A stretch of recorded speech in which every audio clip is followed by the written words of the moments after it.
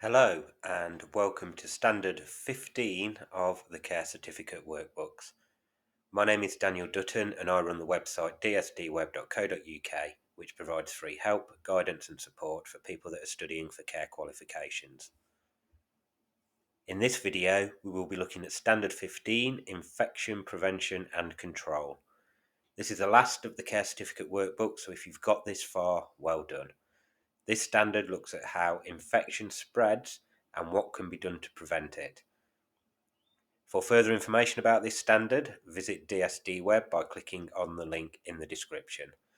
As always, try to relate the information in this video to your own practice and write your answers in your own words. Before continuing, please like this video and subscribe to my channel. Even if you've liked one or more of my previous videos, please like this one as well. Thank you.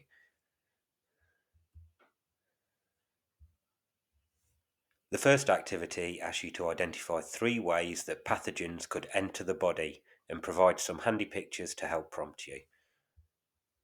The first is through the nose and mouth. This could be through eating or drinking or breathing in airborne pathogens.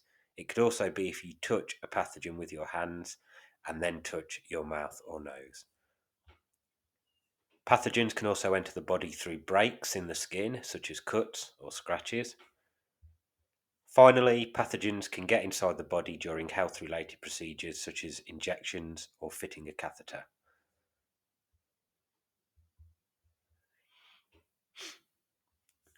The next activity asks you to think how your own health and hygiene may cause a risk of infection to the individuals that you support. If you are ill yourself, there is a significant risk that you could pass it on to someone else, so you really should stay off work until you are better. Coughing and sneezing can cause an infection to be transmitted through the air, and touching your face followed by the individual can allow pathogens to spread through touch. Your clothing can also be contaminated with pathogens from yourself or someone else.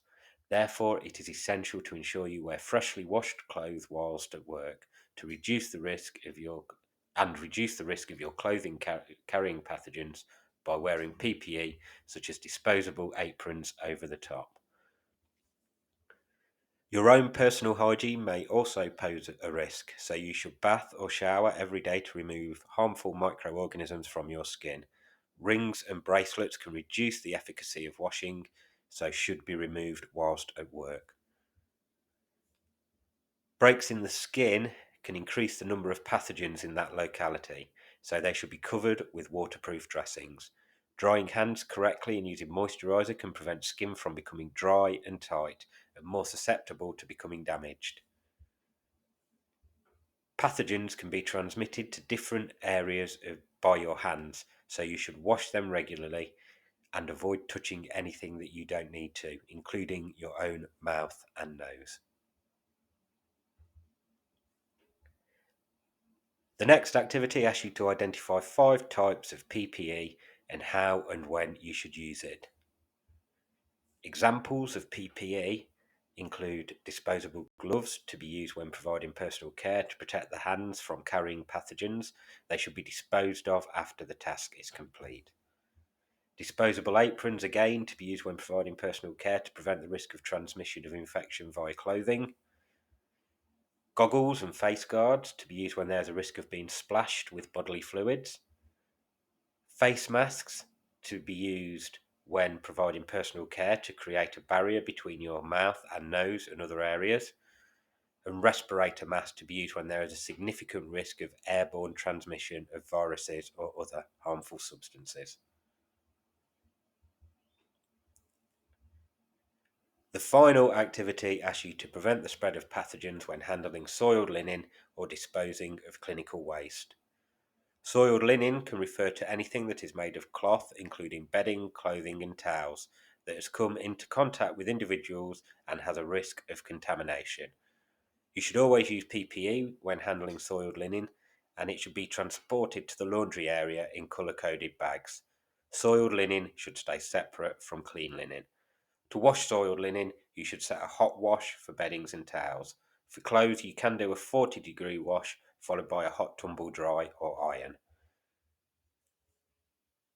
Clinical waste can refer to waste produced from healthcare tasks, including incontinence pads, bandages, and dressings. It must be kept separate from general waste, stored in easily identifiable yellow or orange bags, and disposed of using specialist services. PPE should always be used when handling clinical waste.